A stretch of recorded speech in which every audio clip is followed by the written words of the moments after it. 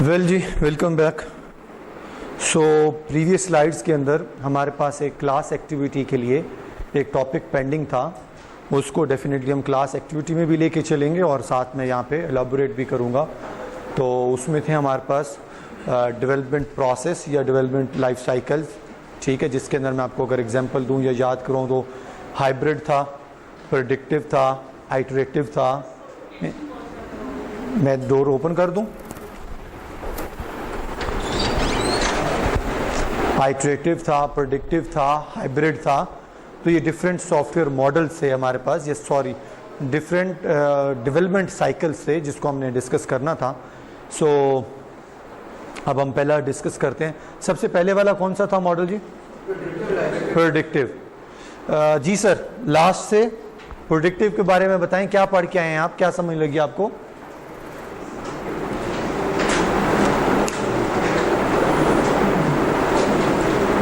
नहीं आइडिया? नाम बताएं। ये भाई का ज़रा नाम नोट करिएगा। सर आपके -1 हो गए हैं, ठीक है। हाँ, तो ये इस तरह हर क्लास में अगर होते गए तो वो डेफिनेटली एब्सोल्यूट बहुत ज़्यादा आपका डिफरेंस बन जाएगा।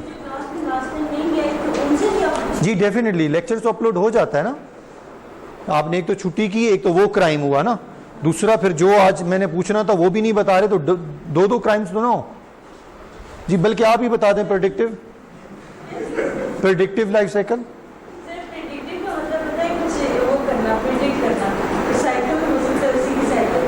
मैं भी बताता हूँ। नाम आपका? जी जी, -1 कर देंगे। जी sir. Anything which can be predicted before the start of the project, maybe cost, its time, its team, anything which can be noted before the start of the project, it can be predicted.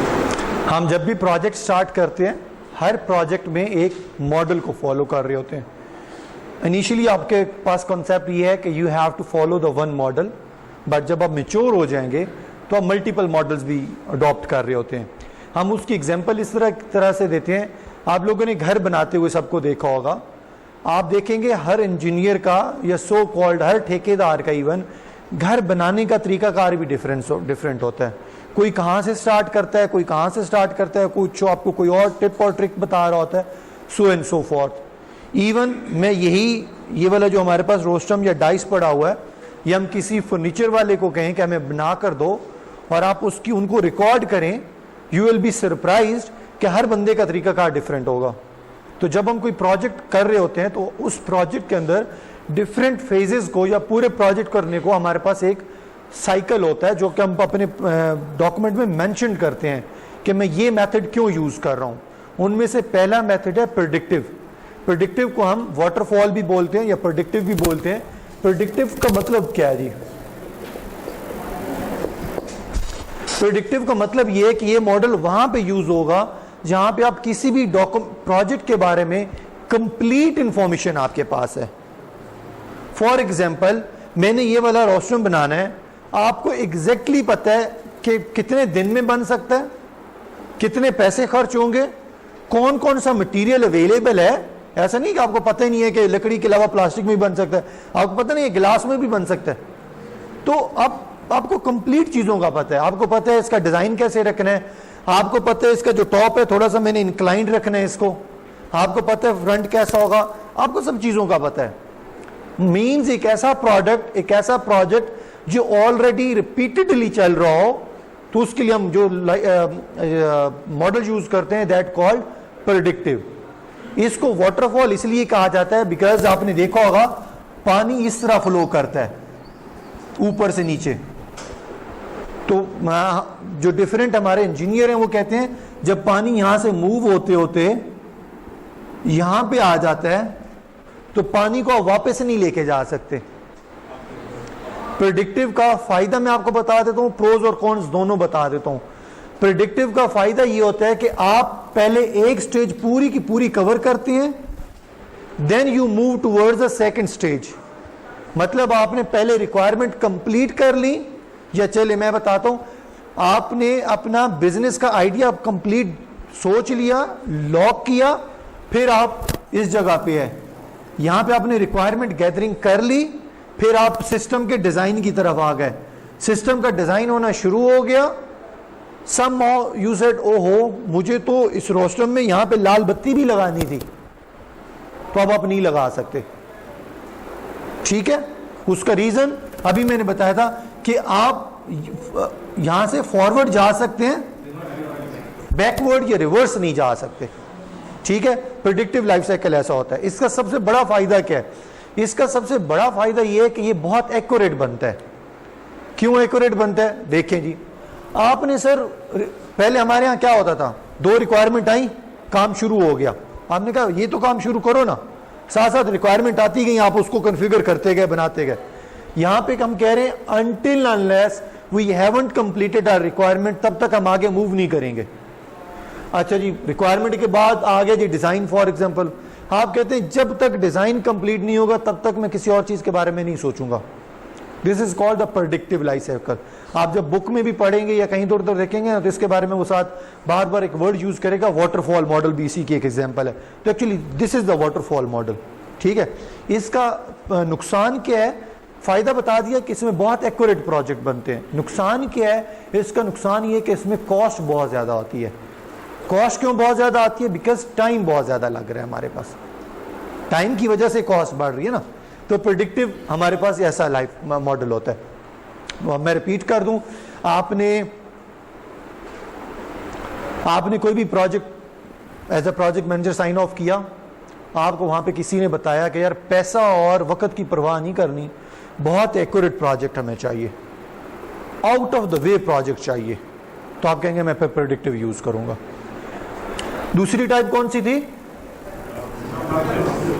जी?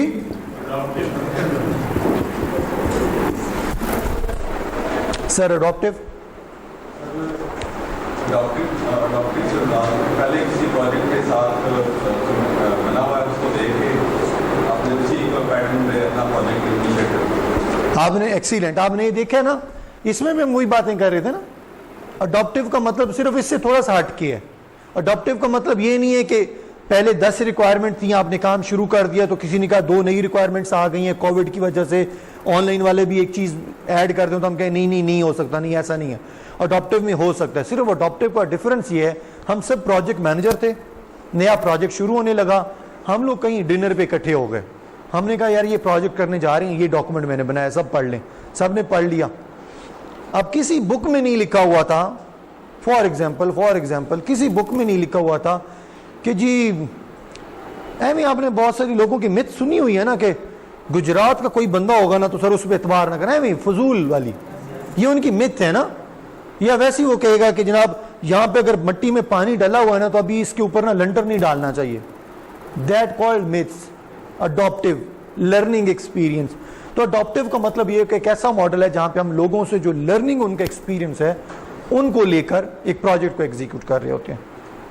ठीक है, आपको शायद idea है कि नहीं है, बहुत बड़े बड़े जो प्रोजेक्ट्स हैं ना, लाइक मोटरवेज हैं, मशीनरी है, केमिकल प्रोजेक्ट्स हैं, कंस्ट्रक्शन प्रोजेक्ट्स हैं, उसमें अक्रॉस द वर्ल्ड बड़े इंजीनियर्स को अपने खर्चे पे सिर्फ बुलवाया जाता है और उसे कहा जाता है एक नज़र तो मारें ज़रा इसको। हम घर बनवा रहे होते हैं ना, तो हम अपने बुजुर्गों को कहते हैं ज़रा नज़र तो मारना। वो कहते हैं बहुत प्यारी घर बना है, बहुत प्यारी कोठी है, पर बम बगे तो कुछ नहीं। मतलब वो सारा आपका वो इंजीनियर आते हैं, वो एक गैलेंस पे देखते हैं, और बिलीव मी इतने एक्सपर्ट होते हैं, वो एक गैलेंस पे आपको दिखा के बता देते हैं नहीं फलां जगह से एंगल ठीक नहीं है। These called the adoptive. ठीक है, तीसरा हमारे पास कौन था? हाइब्रिड। जी मैडम आप बताएं, हाइब्रिड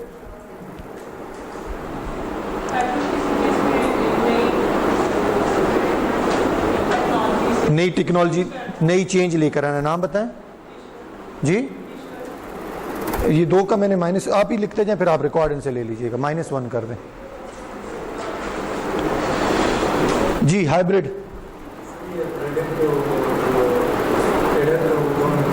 एक्सीलेंट। हाइब्रिड का मतलब होता है कोई भी चीज एक मिक्स होके आना। ठीक है, हाइब्रिड वॉशिंग मशीन, हाइब्रिड का हम अक्सर वर्ड यूज कर रहे होते हैं। हाइब्रिड का मतलब होता है एक या एक से ज्यादा टेक्नोलॉजीज का, कॉन्सेप्ट्स का जो मिक्सचर होता है। हमें जो चीज यहां पे अच्छी लगी और कुछ चीजें इसकी अच्छी लगी, हमने उनको मिक्स किया और बनाना शुरू कर दिया। अब आप तीनों डेफिनेशन से अभी तक ये आइडेंटिफाई कर चुके होंगे, इट मींस कोई एक मॉडल पूरे प्रोजेक्ट पे नहीं काम करता। हो सकता है आप जब रिक्वायरमेंट ले रहे हो आप अडॉप्टिव कर रहे हो सकता है जब आप सिस्टम का डिजाइन बनाने जाएं आप ये करें, हो सकता है जब आप सिस्टम के टेस्ट केस लिखने शुरू करें तो आप हाइब्रिड को यूज करें। ठीक है, नेक्स्ट हमारे पास कौन सा था? आइट्रेटिव और इंक्रीमेंटल, दो है ना जी, दोनों सेम है। मैं थोड़ा सा डिफरेंस बता देता हूं। आइट्रेटिव और इंक्रीमेंटल में डिफरेंस क्या है, या गौर से सुनिएगा प्लीज। आइट्रेटिव का मतलब ये है कोई चीज रिपीट कर करके बनाना। इसको बड़ा केयरफुली सुनिएगा, बहुत कोर कॉन्सेप्ट है ये। मैंने एक रूम बनाया, रूम इकट्ठा तो मैं नहीं बना देता होता ना, मैं पहले इसका एक ग्रे स्ट्रक्चर बनाता होता हूं, फिर उसको सीमेंट करता हूं, फिर इलेक्ट्रिसिटी है, वही रूम, जगह नहीं चेंज हुई, ना इसका साइज बढ़ा है ना इसकी जगह चेंज हुई है। इलेक्ट्रिसिटी, पंखे, लाइट्स करते करते मैं इसको शेप देता गया, दैट कॉल्ड आइट्रेटिव। जब मैंने इसका ग्रे स्ट्रक्चर खड़ा किया मुझे याद है नहीं वो विंडो तो नहीं होनी चाहिए थी, अब हमारे पास टाइम है, हम इसको उसी वक्त बंद कर देंगे। या वहां पे वॉल है तो मुझे पता चला वहां पे विंडो होनी चाहिए थी, मैं उसी वक्त वहां से तोड़ के, थोड़ा सा नुकसान हुआ ना, विंडो आ गई। आइट्रेटिव का मतलब ये होता है एक ऐसे प्रोजेक्ट्स होते हैं जिसके बारे में आप कंफर्म नहीं होते इन अ वे कि ये मेरा तो कॉन्सेप्ट है, आई एम नॉट श्योर इसको मार्केट एक्सेप्ट करती है कि नहीं करती।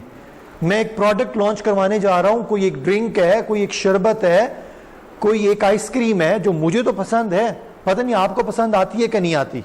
तो इंस्टेड मैं तुर्किश आइसक्रीम के सारी फ्लेवर यहां पे ले आऊं, मुझे क्या चाहिए, मैं एक आउटलेट बनाऊं, उस पर एक आइसक्रीम रखूंगा। मैं पसंद आई है आपको, मैं 2 फ्लेवर और ऐड ले आऊंगा, 4 फ्लेवर और ऐड कर दूंगा और फिर उसके आउटलेट बनाना शुरू कर दूंगा।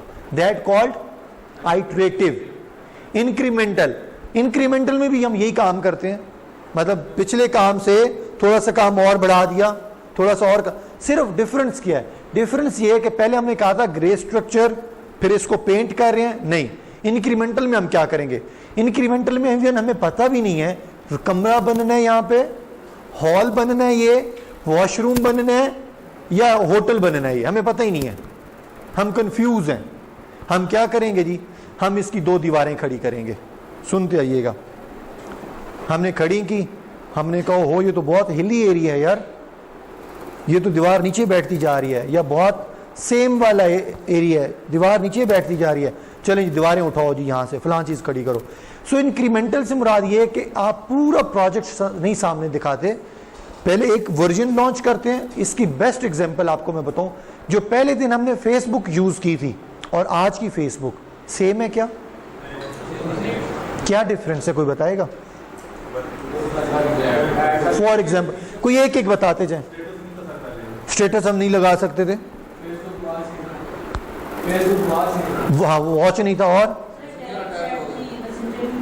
मैसेंजर नहीं था। सो गेटिंग माय पॉइंट ना, उन्होंने देखा यार इतनी मेहनत करने के बजाय फर्स्ट वी है, मैंने आपको पानी बोला था,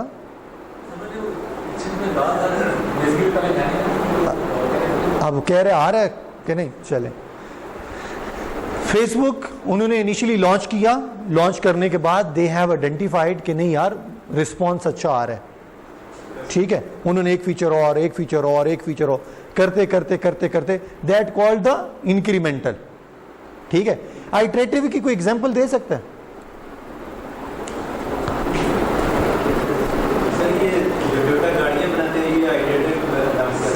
एक्सीलेंट, आपने देखा, मैं एक मॉडल की मिसाल लेने जी सर। ये ऊपर ही जिस तरह अभी इन्होंने बाइकिया स्टार्ट कर दिया कि नहीं यार ये जो है हमने ये मॉडल तो स्टार्ट कर दिया कार वाला, बट लोग अफोर्ड नहीं कर पा रहे, तो क्यों ना हम ये करें तो उसमें एक एडिटिव एक चीज़ उसमें ऐड कर दी गई। हाँ, अगर पहले से बाइक उसके अंदर एंटर होती, वो कहते यार ये यूजफुल नहीं है, इसको खत्म कर देते हैं। इसकी दूसरी मिसाल हम ये लेते हैं, आपने देखे 2010 में जो XLI का मॉडल आया था, गाड़ी ऑलमोस्ट वही है, 12-13 में वो लाइट शेड चेंज कर देते हैं, एंगल चेंज कर देते हैं, इंटीरियर चेंज कर दिया, चीज़ वही है, कोई चीज़ इंक्रीमेंट करके नहीं दी। अच्छा, इंक्रीमेंटल कब आया? अभी आपने देखा होगा, फॉर एग्जांपल हम मिसाल दें सीटी का, जैसे वो पुराना मॉडल खत्म हो गया, अब वो आईवी टेक सीटी जो आ गई है, या हम एग्जैक्टली मिसाल दें इंक्रीमेंटल मॉडल की, बहुत पुराने वाला सिविक मॉडल और अब का सिविक मॉडल, ठीक है, तो दैट कॉल्ड द इंक्रीमेंटल, और उसी मॉडल्स में माइनर चेंजेस करके ऑप्शन इंक्रीज करते जाना, दैट कॉल्ड आइटरेटिव। मैं थोड़ा सा अपने कंसेप्ट को क्लियर करता हूं।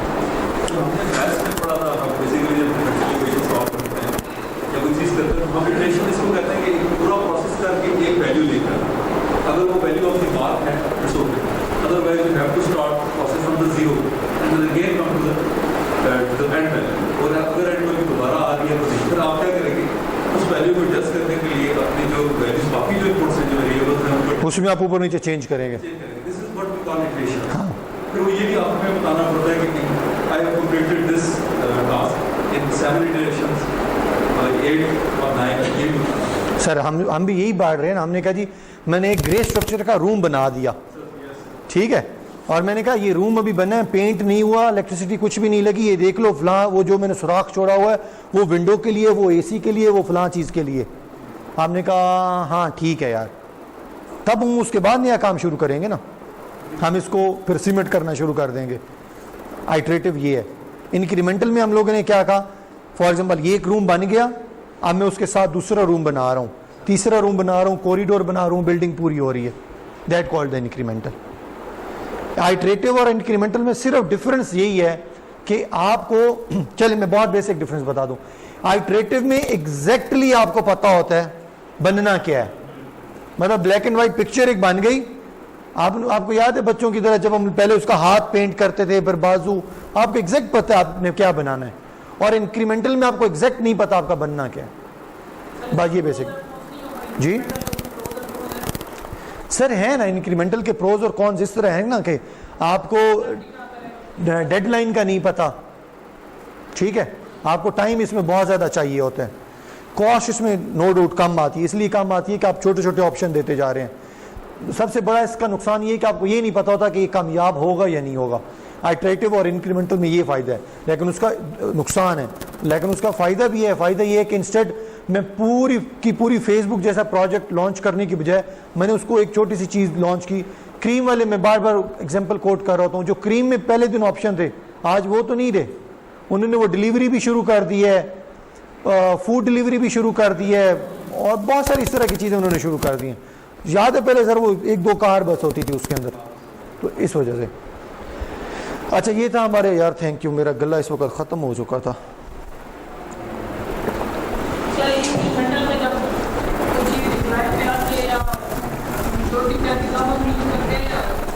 नहीं, फीडबैक पे हमने एक चीज़ बनाई, हमने उसका फीडबैक लिया, हमें फीडबैक अच्छा आया। इम्तियाज स्टोर का नाम सुना हुआ है आप लोगों ने? पहले कहाँ पे होता था? किसने उसको कहा था लाहौर और इस्लामाबाद है? फीडबैक ने ना जी, फिर वो आया और वो मतलब फैलता जा रहा है, दैट कॉल्ड द इंक्रीमेंटल, ठीक है। हाँ कोयटा कैवे, सॉरी डिफाइन नहीं होती, हम डिपेंड करते हैं मेरे कस्टमर का रिस्पॉन्स कैसा है, जैसा रिस्पॉन्स है मैं अपना कॉन्सेप्ट उसी वक्त चेंज कर लेता हूँ। प्रेडिक्टिव की तरह नहीं है, प्रेडिक्टिव तो हमने एग्जैक्टली डिसाइड कर लिया ना इस तरह का रूम बनेगा। इंक्रीमेंटल और आइटरेटिव में सिर्फ डिफरेंस ये है कि आप बैठेंगे, आप कहेंगे नहीं यार मुझे इतना बड़ा रूम नहीं चाहिए, यहाँ पे सोफे लगे होने चाहिए फॉर एग्जांपल, तो अकॉर्डिंग टू योर रिक्वायरमेंट हम उसको उसी वक्त चेंज कर देंगे। चेंजेस तभी तो हम सब छोटे छोटे मॉड्यूल लॉन्च करते हैं। हमारे पास फीडबैक आएगा, नीड टू नो बेसिस पे होगा सर, अगर चीज रूरल पार्ट की तो करेंगे अदरवाइज हम उसे स्किप कर दें। सर इंक्रीमेंटली एक एग्जांपल हो सकती है कि जैसे स्टार्ट में किसी ने इंटरनेट बैंकिंग एप्लीकेशन लॉन्च की, तो पोस्ट करोगे ना जस्ट एक बेसिक सिंपल सी कस्टमर ये रिव्यूज के बेसिस पे कि इसमें कौन सी चीज़ें एडिशन होनी चाहिए और जैसे अपडेट होने चाहिए। इसी से मुझे एक और मिसाल याद आ गई है, हमें अपने बैंक्स की डिफरेंट ऐप्स हैं, उन ऐप्स का सिर्फ इतना सारा काम होना चाहिए कि मेरे अकाउंट में बैलेंस कितने हैं या मैंने किसी को पैसे ट्रांसफर करने। अब क्या हो गया, मोबाइल भी लोड कर लें, चार्ज बिल भी पे कर दें, यूटिलिटी बिल्स भी पे कर दें, that called the incremental things, ठीक है। ये आप आईटी में ये आजकल हैकिंग हो रही है और अकाउंट जो है ना ऑनलाइन इंटरनेट बैंकिंग में वो आपके पैसे भी निकल जाते हैं। सर मैसेजेस आ रहे हैं इसकी उन्होंने कोई एप्लीकेशन है जो पता चल रही है कि आपको अकाउंट को या इसको? मैं आपको इंटरेस्टिंग फैक्ट बताऊं जी, आपका कोई क्वेश्चन है डियर, या कोई मुझसे पूछ लें? अच्छा, कोई भी सब दो चीज़ों का कंसेप्ट याद रखिएगा, ये जो हैकर्स हैं, जो प्योर हैकर्स हैं, उनको बिलीव नहीं आपसे कोई लेना देना नहीं है। उनको लेना देना होता है बड़ी फर्म्स के साथ, बड़ी कंपनीज के साथ। कोई भी बंदा अगर आपको ये कहे ना कि आपका फेसबुक का या फलां जगह का या बैंक का मैं आईडी हैक कर सकता हूँ, तो इससे बड़ा झूठ कोई भी नहीं होगा। फाइन, ये हम रिकॉर्ड कर रहे हैं तो जो बाकी हमारे डिस्टेंस लर्निंग वाले हैं उनको भी थोड़ा सा आइडिया हो जाएगा इन चीज़ों को। कीप इन माइंड, आप जब भी सिक्योरिटी ब्रीच करते हैं अपने पर्सनल अकाउंट की, तो आप खुद करते हैं। फॉर एग्जांपल, एक आपको कॉल आती है और वो आपको कहते हैं ये आपका अकाउंट नंबर है, ये आपका CNIC नंबर है, इतना आपका क्रेडिट इसमें पड़ा हुआ है, ये सारी चीज़ें हैं। आप उसकी पहली 5 इंफॉर्मेशन सुन के यू विल बी शॉक्ड। आप कहेंगे इसके पास तो सारी इंफॉर्मेशन है, तो एग्जैक्टली ये बैंक का ही नुमाइंदा हो सकता है। तो आप उसे कहते हैं जी मैं बताएं अब मैंने अब क्या करना है, तो आपको वो कहेगा कि जी आपका account due to some reason block हो गया, तो उस अनब्लॉक करने के लिए मैं आपके मोबाइल नंबर पे कोड भेज रहा हूँ, वो आपने कोड मुझे बताना है। सर उसने हैक नहीं किया, कोड आपने बताया। वन थिंग, छोटी छोटी चीज़ें हैं। जैज़ में से आपका इतना बैलेंस निकल आया, उनको कैसे पता चलता है, मैं आपको ये भी थोड़ा सा आइडिया बता दूं। फॉर एग्जांपल, ये भाई एक कॉल सेंटर पे जॉब करते हैं, टेलको मतलब जैज़, यूफोन उनका, या HBL या वॉट एवर किसी भी बैंक के। इनकी सैलरी है 25,000 रुपया। ये कोई भाई या चले मैं, ये बाहर का एक एक्सटर्नल फैक्टर है जो कि इस तरह के इसने अपने घर में बच्चे शच्चे बिठाए हुए हैं और ये कॉल्स वाला काम करते हैं। ये उससे पूछेगा आपकी सैलरी कितनी है, 25,000। 25 मैं आपको दिया करूंगा, आपने से मुझे डाटा देना है। कंपनीज में क्या होता है कि आप किसी भी कस्टमर का डाटा देख नहीं सकते अनटिल अनलेस उसकी कॉल लैंड करे और फिर आपके सामने पूरा उसकी हिस्ट्री सामने आ जाती है। आप इसने क्या करना है, ये दिन की 100 कॉल्स लेते हैं। फॉर एग्जांपल, ये मोबाइल निकालेगा, स्क्रीन से पिक्चर ले लेगा, उस पिक्चर में इस भाई साहब का नाम भी आ रहा था, एड्रेस भी आ रहा था, बच्चों की भी डिटेल आ रही थी, बैंक में कितना क्रेडिट है, पूरी डिटेल आ रही थी। और ये डिटेल जब इसने आपको बताई तो आपने क्या समझ लिया कि ये तो जैज़ से बात कर रहा है या बैंक से बात कर रहा है। सर वो यहाँ वाली बात, जितने भी प्लेटफॉर्म्स हैं वो बहुत स्ट्रांग है। हैकर्स कहाँ पे अटैक करते हैं, हैकर अटैक करता है जिस तरह उसने पिछले दिनों में फेसबुक को अटैक किया था। क्या सर वो एडवांस होता है ये सर वो एडवांस इन वे होता है कि जब वो पैदा होते हैं ना बच्चे, तो उनके लिए अपने पेरेंट्स, फैमिली सारा कुछ खत्म हो चुका होता है एक किस्म का। वो एक रूम में रहते हैं और उनकी पूरी जिंदगी का सिर्फ टारगेट ही यही होता है। इतने एडवांस हैकर्स थे कि मार्क ज़करबर्ग का खुद का एक ट्वीट आया कि मुझे 6 बिलियन या मिलियन डॉलर का लॉस हुआ ये 4-5 घंटों में। And you will be surprise, उसी टाइम ड्यूरेशन में facebook.com ये जो डोमेन है ये सेल के लिए अवेलेबल थी। वो इस लेवल के थे, ठीक है। सो एनीवे, ये again this is another debate. आपका सिर्फ क्वेश्चन ये था, तो कीप इन माइंड आप कहीं पे भी अपने लॉग इन क्रेडेंशियल शेयर ना करें। मोस्ट ऑफ द टाइम हम अपना बैंक जाते हैं, कैश निकलवाते हैं तो एक रिसीप्ट हमें ATM से मिलती है, हम उसे फेंक देते हैं, तो वो भी आपके पास, उनके पास एक हिंट होता है कॉल करने वाले के पास। फॉर एग्जांपल, आपने फलां ATM पे फलां जगह से इतने कैश विड्रॉ करवाया, तो यू विल बी सेटिस्फाइड कि आप कहेंगे ये बैंक से ही कॉल है, ठीक है। एनीवे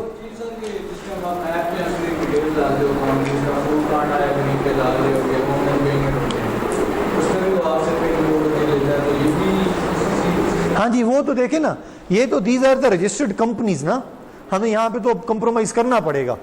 हाँ, ये जरूर कर लें, स्पेशली ऑनलाइन शॉपिंग सबसे बड़ा फ्रॉड का एक नया ट्रेंड यहाँ पे ये भी चल रहा है। 10-15 हज़ार की एक वेबसाइट बनवाई, उसमें प्रोडक्ट लगा दिए, प्रोडक्ट बहुत सस्ते लगा दिए। आपने 5 प्रोडक्ट सेलेक्ट किए, आपसे उसने एड्रेस सारा कुछ मांग लिया। Eight the end of the transaction आपसे कहेगा आप अपने कार्ड अकाउंट की डिटेल इसमें इंसर्ट करें। अब आपको ये नहीं पता कि ट्रस्टवर्थी वेबसाइट है या नहीं है, आपने कार्ड की डिटेल वहां पे दे दी, फाइन। हाँ, कार्ड की डिटेल हमें कहाँ देनी चाहिए? क्रीम है, उबर है, या रजिस्टर्ड ब्रांड्स हैं, अमेजोन है, बोनेंजा है, फॉर एग्जांपल पाकिस्तान की बात करूं मैं, फूड पांडा है, वहां पे तो आप दे दें, वहां पे तो हमारी मजबूरी है, बाकी जगहों पे कभी भी नहीं देना चाहिए, ठीक है।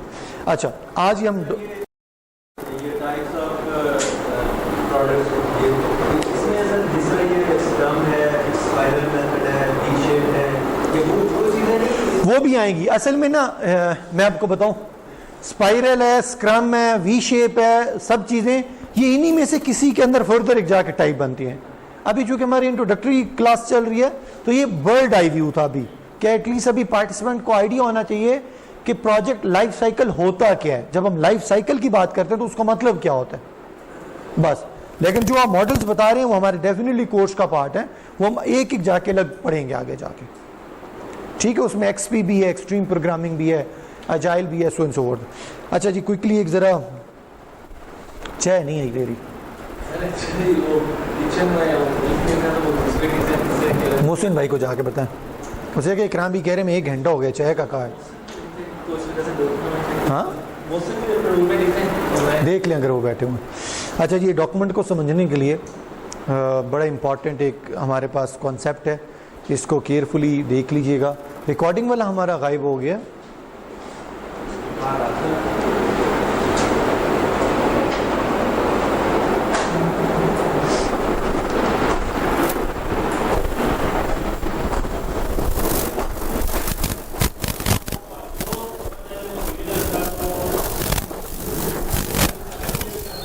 अस्सलामुअलैकुम। रिकॉर्डिंग वाला गायब हो गया बच्चा हमारा। अब वो मैं मूव कर रहा हूँ, लिख रहा हूँ, तो वो मुझे डर है कि कहीं रिकॉर्डिंग में स्किप ना हो जाए चीज़ें।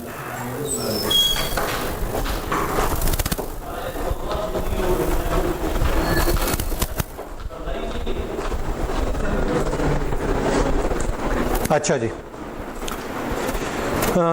बहुत इंपॉर्टेंट एक कॉन्सेप्ट आपसे डिस्कस करना था।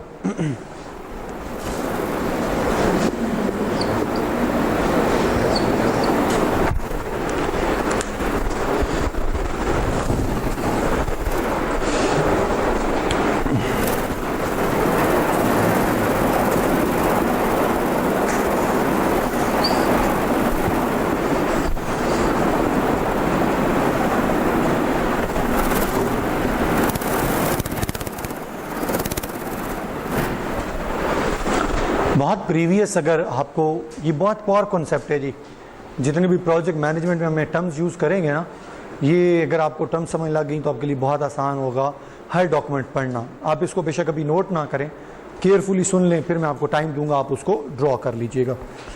Previously if you people remember, तो हम इस्लामाबाद के चक शहजाद में किसी HBL की ब्रांच में जाते थे और वहाँ पर अपना चेक देते थे, तो वो हम सिर्फ उसी ब्रांच में जा सकते होते थे जिस ब्रांच में हमारा अकाउंट होता था। याद है ना ये चीज़ें?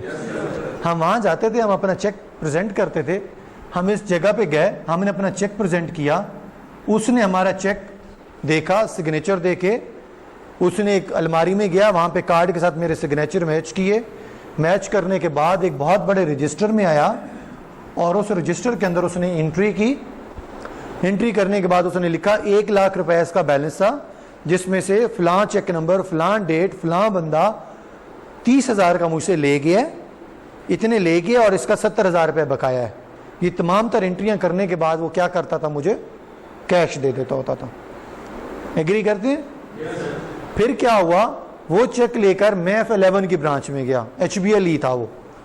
उसने कहा नहीं जी, आपका चेक यहाँ पे नहीं हो सकता, बिकॉज आप कहाँ पे जाएं जहाँ पे आपका अकाउंट है।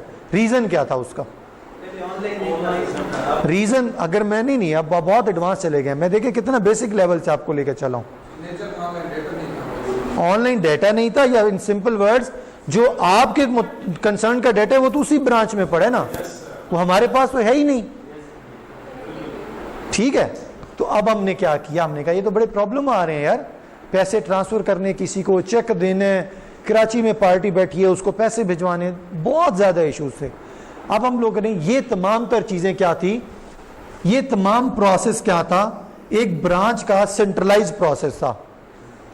मतलब जो इस ब्रांच के कस्टमर हैं, वो इसी में सेंट्रलाइज्ड है, उनका सेंटर ये है, उनका सेंटर HBL नहीं है, उनका सेंटर ब्रांच है।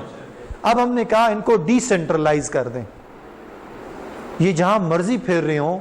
HBL के अगर कस्टमर हैं तो HBL इनको अपना कस्टमर ओन करे और इनको सर्विसेज डिलीवर करे। तो अब हमने क्या किया, हमने कंप्यूटर ले आए जी, ठीक है।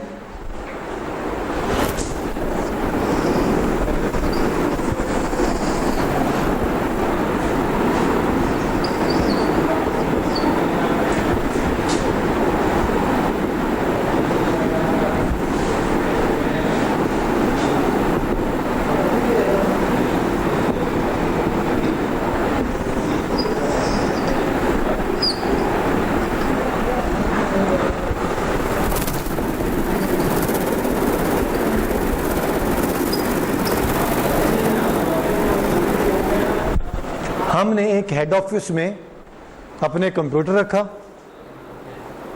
फिर हम लोगों ने डिफरेंट रीजन डिसाइड कर लिए, रीजन के बाद ब्रांचेस।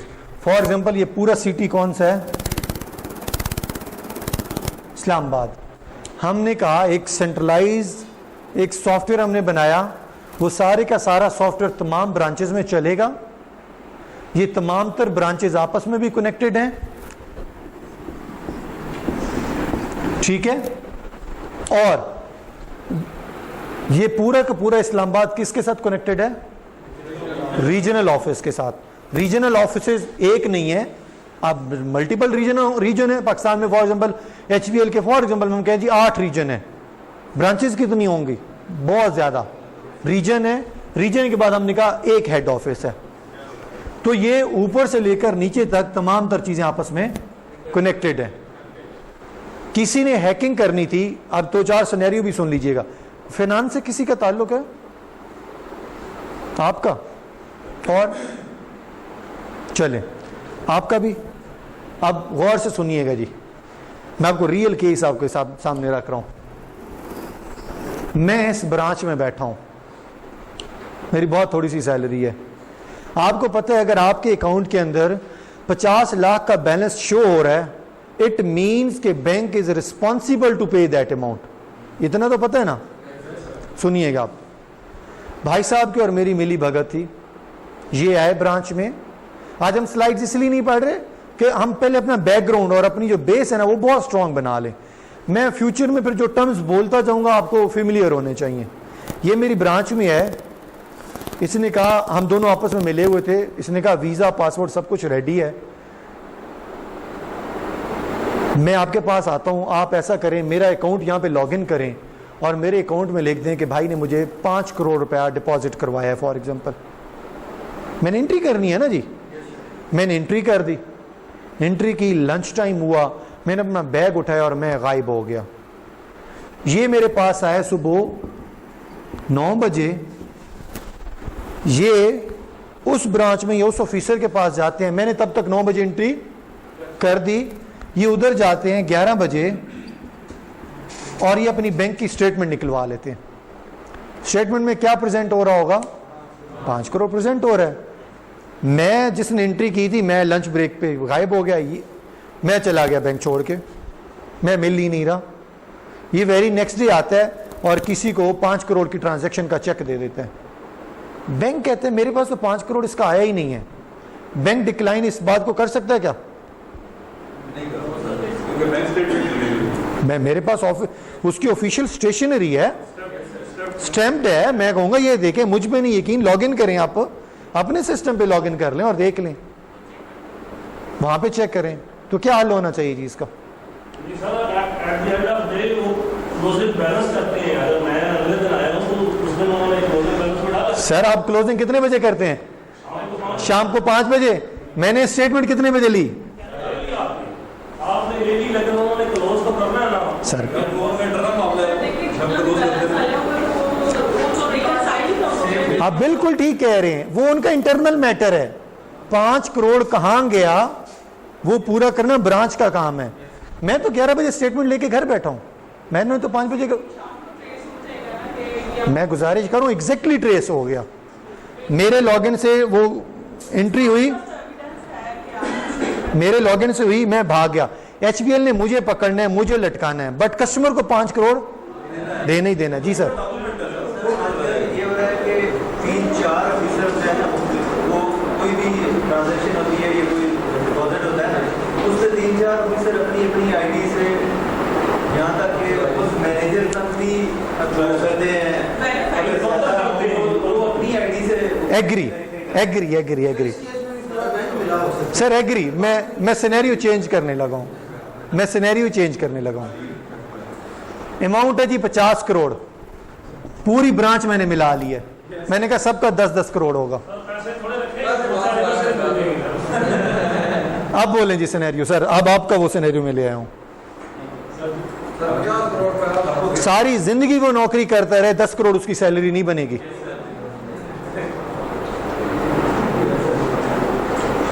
फाइन। सो ये बातों बातों में एनीवे इसका हल भी है, हम उस तरफ आते हैं। ये हल बताने के लिए अगर मैं आपको डायरेक्ट टर्म्स बता देता तो शायद आप उसको उस तरह एक्सेप्ट ना कर रहे होते। ठीक है, थक तो नहीं गए आप लोग? उस बंदे ने जो मोबाइल रिसीव उसके पास आया, उसको कैसे कहा कि मुझे 5 करोड़ रुपए चाहिए, और उसने बगैर अकाउंट से कि कैसे अकाउंट में 5 करोड़ है नहीं, उसका कैसे उसने डाल दिया उसको 5 करोड़? सर जब हम सिस्टम एंट्री करते हैं ना, वो सॉफ्ट एंट्री होती है, आपने कोई कागज या पैसा नहीं दिखाना होता। आपने सिस्टम में 5 करोड़, गलती से भी आपने 5 करोड़ लिख दिया ना, यू आर लायबल टू पे दैट। ठीक है, तो अब हम कह रहे थे पूरी ब्रांच मिल गई। एनीवे अब हम अपने कॉन्सेप्ट की तरफ आते हैं। ये फॉर एग्जांपल इस्लामाबाद है, इस्लामाबाद के ऊपर एक रीजनल ऑफिस और इसके ऊपर एक हेड ऑफिस है। ठीक है, अब ये वाला सिनेरियो अभी थोड़ा सा साइड पे रख दें फॉर द टाइम बीइंग। आपके सामने एक और सिनेरियो रखने लगूं। पूरा HBL का एसेट क्या चीज है? डेटा। ऐसे है? HBL के अलावा पास कुछ और है? आज HBL कहे जी मेरा डेटा गुम हो गया, मेरे जैसा भी बंदा उठेगा, मैं कहूंगा मेरा तो 100 करोड़ तेरे पास पड़ा हुआ था, वापस कर। एग्री करते हैं? वो डेटा कहां पड़ा हुआ है? सुनिएगा आप जरा, रशिया से हम कोई लोग हायर करते हैं और हम कहते हैं ये हेड ऑफिस उड़ा दो, उड़ा देते हैं। वो क्या हल होगा अब इसका? हेड ऑफिस ही उड़ गया ना सर। देखें ये तमाम ब्रांचेस डेटा कहां से फैच कर रही थी। मैं लॉगिन करता हूं, इकराम खान लिखता हूं, अकाउंट नंबर देता हूं, ये ऐसे रिक्वेस्ट आती है, ऐसे नीचे आती है, इतना इसका बैलेंस है।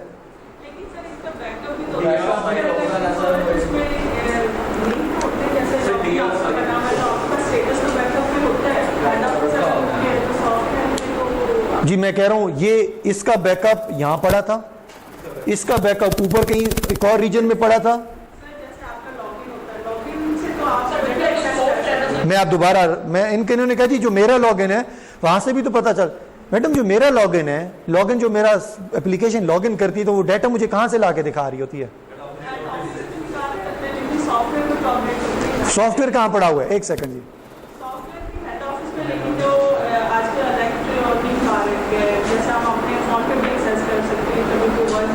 मैं दोबारा गुजारिश कर दूं, हम फोन पे एक्सेस कर रहे हैं, वो जो मैं एक्सेस कर रहा हूं वो रिक्वेस्ट जा कहां रही है? उड़ाया हमने किसको? हाँ, डेटा ब्रीच हो गया ना। हाँ अच्छा, DR साइड भी होती है, ठीक है। अच्छा अब थोड़ा सा इस कॉन्सेप्ट की तरफ आते हैं। These are the computers. Data computers में नहीं पड़ा होता, डेटा सर्वर्स में पड़ा होता है। अब आप कहेंगे कंप्यूटर और सर्वर में सर क्या डिफरेंस है? कंप्यूटर एक ऐसी मशीन है जो पर्सनल यूज के लिए बनाई गई है। सर्वर एक ऐसी मशीन है जो इस तरीके से डिजाइन की गई होती है जिसने 24 आवर्स अ डे और 7 डेज अ वीक उसने ऑन रहना है। मैं अपना लैपटॉप पूरा एक हफ्ता 24 घंटे चलता रहने दूं तो ये खराब हो जाएगा, डेड हो जाएगा। सर्वर का क्या काम है? सारी जिंदगी चलते रहना। तो आपका डेटा कहां पड़ा होता है? अब ये कॉन्सेप्ट समझ लग गया? अब मैं तमाम ये जितने सिनेरियोज आपके सामने रखे इन सब का मैं आंसर करूंगा। तो ये कंप्यूटर्स हैं, इनका सर्वर कहीं ना कहीं और पड़ा होता है, ठीक है। चलिए मैं कहता हूं अपेरेंटली जिसको मैं हेड रीजनल ऑफिस कह रहा हूं वो एक खाली कंप्यूटर के अलावा कुछ भी नहीं था। उसका सर्वर कहीं और पड़ा है जो मुझे भी नहीं पता, और ये रीजनल ऑफिस इससे कनेक्टेड था, ठीक है। और चले एक और हम काम करते हैं, हम कहते हैं हेड ऑफिस की बात करते हैं। हेड ऑफिस किसी सर्वर के साथ कनेक्टेड है और वो पूरा HBL चला रहे हैं। हेड ऑफिस आपने उड़ा दिया, कोई मसला हुआ? नहीं। दूसरा पॉइंट ये कि एक सर्वर एक जगह पे नहीं रखा जाता, मोस्टली सर्वर जो है आपके अंडर वाटर रखे जाते हैं। जो आपका समंदर है, ओशंस है ना, उसमें कहीं एक डेड प्लेस पे जाके आपका सर्वर पड़ा होता है, वहां से वो ऑपरेट कर रहा होता है। ये कितनी इंफॉर्मेटिव चीज होगी आप लोगों के लिए। पानी के अंदर सर्वर पड़ा हुआ है जिसका आपको पता ही नहीं है, एक उसकी, हाँ जी फैक्ट है जी। ये जमीन पे हम नहीं रखते सर्वर्स। यूट्यूब की अगर मैं बात करूं ना तो उसका पूरा एसेट उसका डेटा है, और वो कहीं अंडर द ओशन पड़ा होगा, या कहीं ऐसा किसी जंगल में पड़ा होगा, कहीं भी ऐसी जगह पे पड़ा होगा। वन थिंग, सेकेंडली इसकी 2-3 कॉपीज किसी और कंट्री में भी पड़ी होती हैं, जिसको हम बैकअप सर्वर कहते हैं। फॉर द टाइम बीइंग अगर ये मेरा सर्वर किसी वजह से डाउन हो जाए, खुदा ना खासा सैलाब आ गया, जलजला आ गया, जंग लग गई, कुछ भी हो गया, ये सर्वर जैसे ही मेरा डाउन होता है तो मेरा फॉर एग्जांपल इधर करके एक सर्वर पड़ा हुआ है, फॉर एग्जांपल यूएसए में, कनाडा में, नेपाल में, भूटान में, ये सर्वर उसी वक्त ऑन हो जाएगा। अब ये प्रोसेस समझ लग गया जी, सर्वर का पता चल गया, सारी चीजें आपको आइडिया हो गया। मेन फ्रेम कंप्यूटर्स भी आपने इस रिपोर्ट में पढ़ा होगा। मेन फ्रेम कंप्यूटर्स एक ऐसे कंप्यूटर्स होते थे जो बड़े कंप्यूटर होते थे, लेकिन वो सर्वर की तरह काम नहीं करते थे। सर्वर तो सब लोगों को आपस में कनेक्टेड रखता है ना, मेन फ्रेम किसी एक बिल्डिंग को कनेक्ट रखता था, एक छोटे से स्मॉल एरिया को कनेक्ट रखता था। सर्वर क्या करता है? अच्छा, एक कंट्री की हम अगर बात करें ना तो again you will be surprise, Facebook का सर्वर एक मुल्क को नहीं बल्कि एक दुनिया को आपस में कनेक्टेड है। फेसबुक का भी थोड़ा सा आपको सिनेरियो जल्दी से बता दूं, फेसबुक का एक सर्वर नहीं होता। होगा क्या, सर्वर के ऊपर लोड बहुत ज्यादा आ जाता है। अगर हर जिस बंदे ने भी कोई छोटी सी भी रिक्वेस्ट की ना, उसका सर्वर पे लोड बहुत ज्यादा आ जाता है। अब हम करते क्या है, जरा गौर से सुनिएगा। जो इस्लामाबाद का कंप्लीट डाटा है ना जी, सिर्फ इस्लामाबाद का, वो मैं यहां पे एक छोटा सा सर्वर बना देता होता हूं, यहां पे रखता हूं। कोई रीजन बताएगा? पूरे सर्वर पे लोड ना आए। पूरे सर्वर पे फॉर एग्जांपल एक सेकंड में 1000 रिक्वेस्ट लैंड कर रही थी और उनका आंसर मुझे वापस करना है, तो मैंने कहा ये काम बुरा है, थोड़ा सा खर्चा करके मैंने इस्लामाबाद के लिए अलग सर्वर रख लिया। अब इस सर्वर पे सिर्फ किसकी क्यूरी लैंड करेगी? इस्लामाबाद की। लोड कम हो गया, एक्सेस टाइम ज्यादा हो गया, मुझे क्विकली जवाब मिल रहा है। द डे एंड मैं क्या करता हूं, इसमें मैंने ऑटोमेटिक एक अपडेशन का फॉर्मूला रखा हुआ है कि तुम्हें आज पूरे दिन में जो भी एंट्री तुम्हारे अंदर आई है या डिलीट हुई है, उसका स्टेटस तुम किस में अपडेट कर दो। इसी तरह एक रीजन है, फिर एक पंजाब का रीजन होगा, एक सिंध का रीजन होगा, उनके अलग अलग सर्वर्स हैं, लोड ना पड़े, सब कुछ है। एक हमने सिनेरियो डिस्कस किया था वो 5 करोड़ वाला। होता यह है कि अगर आपने कोई भी कैश डिपॉजिट करवाया खास तौर पे, तो वो आपकी उस ब्रांच से होते होते एक पूरी हायरार्की है। 1 लाख रुपए तक है फॉर एग्जांपल, तो कैशियर के पास अथॉरिटी है। सिस्टम जैसे 1 लाख एंट्री देगा फॉर एग्जांपल, सिस्टम उसको एक्सेप्ट कर लेगा और अपने आप को अपडेट कर देगा, ठीक है। अच्छा जी, 1 लाख से ज्यादा है तो फॉर एग्जांपल वो ब्रांच मैनेजर के पास अथॉरिटी है। इतनी अमाउंट से ज्यादा है तो वो रीजनल मैनेजर के पास अथॉरिटी है। तो जैसे जैसे अमाउंट होती है वो उस हायरार्की तक जाती है और उस वक्त तक आपकी बैंक स्टेटमेंट में रिफ्लेक्ट नहीं होती जब तक कि वहां से अप्रूवल ना आ जाए। अच्छा, अब आप कहेंगे नहीं सर उसने सिस्टम में तो एंट्री कर दी थी। हमारे आईटी में 1-2 टर्म यूज होती हैं। एक टर्म होती है रोल बैक। फॉर एग्जाम्पल खुदा ना खासा अभी क्या टाइम हो रहा है, 10:15। खुदा ना खासा 9:30 बजे एक जलजला आया था यहाँ पे, 9:30 से 10:15 बजे तक मुझे पता है मेरा डाटा लॉस हो गया है। तो मैं रोल बैक का मतलब ये करता हूं कि मैं कहता हूं सिस्टम को 9:30 बजे तक तुम्हारी जो हालत थी ना, जो स्टेट में तुम थे उस पर क्या कर जाओ, रोल बैक कर जाओ। 9:30 तक तुम्हारे अंदर जो एंट्री थी वो अपने पास सेव कर लो, बाकी बेशक डिस्कार्ड कर दो, तो हमें ज्यादा नुकसान नहीं होगा ना। तो एनीवे वो जो हम लोगों ने एक एंट्री की थी जो कि फेक एंट्री थी, जब हम क्लोजिंग करने लगते हैं हम उसको एंट्री को क्या कर देते हैं, सिस्टम में आ रही होती है हम उसको रोल बैक कर देते हैं कि मतलब इसका अकाउंट जिस शेप में था उसी शेप में इसको वापस ले जाएं। सिनेरियो सबको समझ लग गया? एक एंट्री भी कर सकते हैं और पूरा सिस्टम भी कर सकते हैं। फॉर एग्जाम्पल आज मुझे पता चला 9:45 से 10 o'clock तक मेरा सिस्टम किसी हैकर के अंडर था और उसने कोई नॉर्मल हरकतें की हैं। मैं क्या करूंगा, इस 15 मिनट के लिए अपना पूरा सर्वर रोल बैक कर दूंगा। मुझे पता चला नहीं एक ब्रांच थी, मैं उस ब्रांच को रोल बैक कर दूंगा। एक एंट्री हम रोल बैक कर दे। शुक्र है या अल्लाह तेरा। मैं सर बहुत शुक्रिया, मैं वाकई शुक्र है मिल गई है जी। पॉइंट आउट कैसे हुई सर? हमने कहा उसने सिस्टम एंट्री कर दी थी बट उसकी एक हायरार्की थी। फॉर एग्जांपल यहां तक उसने जाना था अप्रूवल के लिए, सिस्टम में है, ऐसा नहीं कि सिस्टम में नहीं है, सिस्टम में है बट जब तक वहां से अप्रूवल नहीं होगा ना तो आपकी बैंक स्टेटमेंट में रिफ्लेक्ट नहीं होगी, कभी भी नहीं होगी।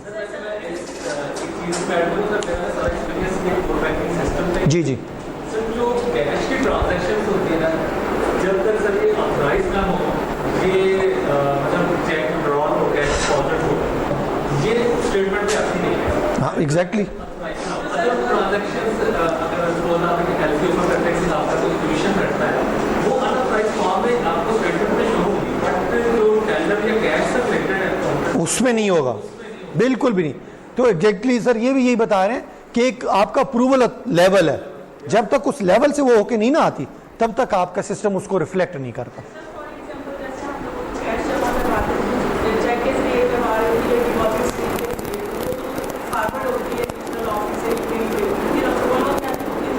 जी वो हो जाती है। अक्सर आपने सुना होगा हम कैश डिपॉजिट करवाने जाए या कुछ करवाने जाए ना तो कहता है हाँ जी शाम 6 बजे तक हो जाएगा। हम कहते हैं मैं तो तुम्हारे पास 10 बजे खड़ा हूँ, बिकॉज उनका क्लोजिंग टाइम कितने बजे है? 5 बजे। वो क्विकली एक ट्रांजैक्शन देखते हैं, ब्रांच का बैलेंस मैच करते हैं, सब चीज़ें ओके हैं, ठीक है जी सेव कर दें ट्रांजैक्शन।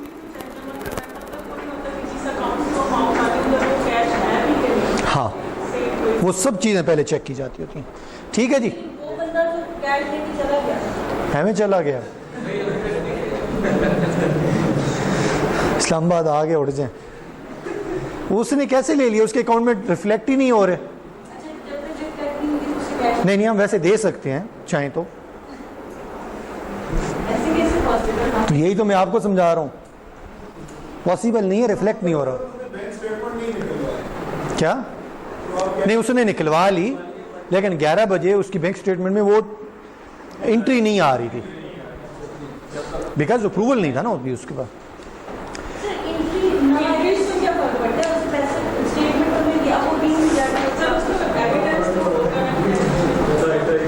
उसने ये बैंक स्टेटमेंट ले ली, इस बैंक स्टेटमेंट में वो 5 करोड़ की एंट्री नहीं आ रही, वो कहां से क्लेम करेगा कि मेरे अकाउंट में पड़े हुए हैं? वो कब एंट्री आएगी? जब यहां से अप्रूवल हो गए तमाम तक रिफ्लेक्ट होएगा फिर जाके एंट्री होएगी। सर आपको एक और मजे की बात बताता हूं, ये जो बड़ा कैश होता है ना, ये बड़ा कैश नहीं, एक एंट्री की बात करता हूं। इस ब्रांच ने पूरे दिन में 30 करोड़ का बिजनेस किया। अब एक और भी मैं आपको इस पे स्ट्रॉन्ग चेक बताता हूं। 30 करोड़ का इसने बिजनेस किया।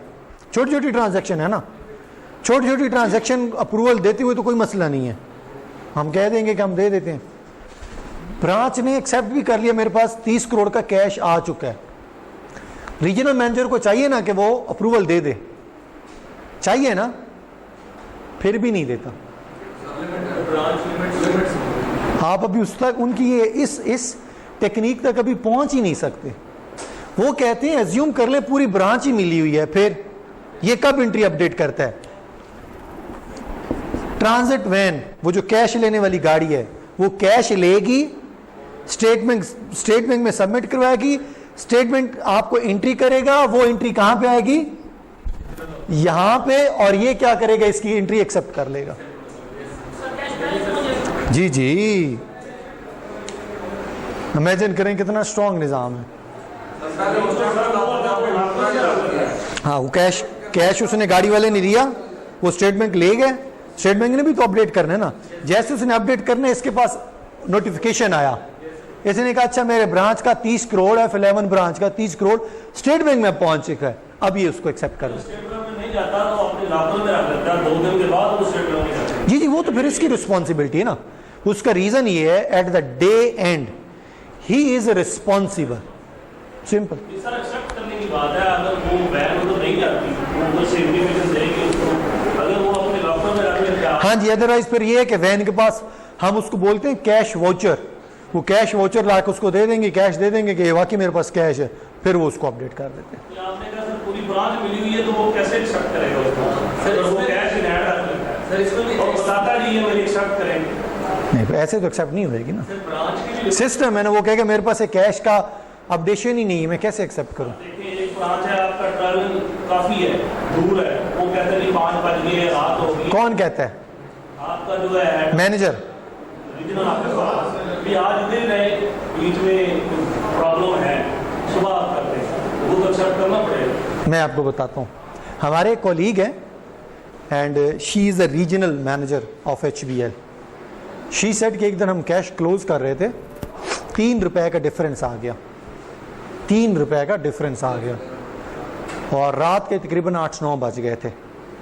एंड शी सेड मैं अपने ऑफिस से उठी, उस ब्रांच में गई, गार्ड्स को बुलवाया, ब्रांच को लॉक करवाया, अंदर बैठी और मैंने कहा 3 रुपए का जो बैलेंस आ रहा है उसको पूरा करें। समवन सेड ये 3 रुपए मैं दे देता हूँ या दे देती हूँ। The point was it's not about the 3 rupees, it's about the system. 3 रुपए वो पूरे हुए, फिर ब्रांच वालों ने सबको घर जाने दिया।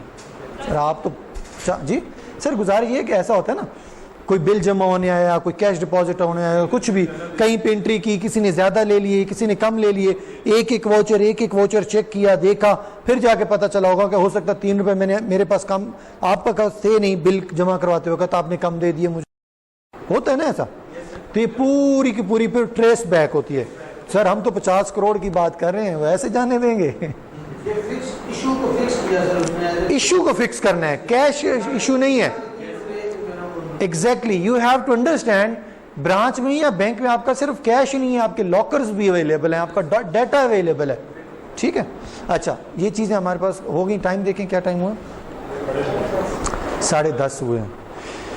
15 मिनट की ब्रेक कर लें, जिसके गूगल क्लासरूम्स के कोई इश्यूज आ रहे हैं, उसको यूज़ करना नहीं आता, CR से कोऑर्डिनेट कर ले। आपको तो कोई इशू नहीं है ना, पता है ना आपको तो IT का है, आप इनसे पूछ लें, आपको बता देंगे असाइनमेंट कैसे अपलोड करते हैं।